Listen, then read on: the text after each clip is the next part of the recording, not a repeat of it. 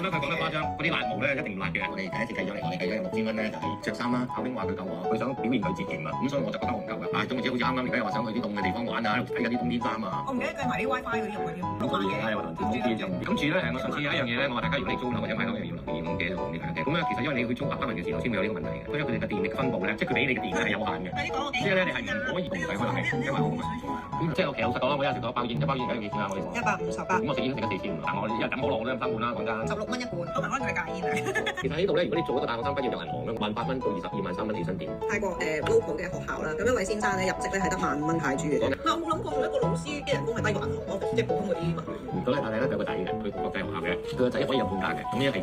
我仲有一個泰國女仔啦，即係分享下俾我聽啊！你覺得要喺泰國即係生活要即係幾多錢你先覺得舒服咧？佢一個月3000巴食嘢。即係如果你中意煮嘢食咧樂趣，但係如果你係為咗慳錢咧，就係我所講嘅，你係咪有啲 sacrifice 咧？咁而家今日我嘅主題其實我哋係講嘅 simplicity 就唔係等於 sacrifice。咁我頭先使咗10萬嘅，咁你當我食慳翻2萬蚊啦，我1萬，咁我都要8萬蚊啦。如果日日都要咁樣喺屋企煮嘢食，因為要慳錢嘅話，咁樣係生存咯。Donna話網購嗰個平台方面啦，即係以我一個成日 online shopping 嘅，所以佢成日話我計少咗啲。係咪好似而家你又話我計埋咗 Black Friday 購嘢買頭先同個正義又話講要買咩機？咁咧你寄嚟泰國咧係要打稅嘅，網購平台係方便嘅。So far 嚟講，我覺得喺網購咧係會比較優惠啲嘅。咁樣用1啲多過嚟個牌子，即係佢賺你條雞咯。佢梗係啦，呢個係第一代嘅 engineer。你成日話木村抄你，你根本就木村一樣。仲搞錯，我大個年紀，話木村咁梗係會抄我啦。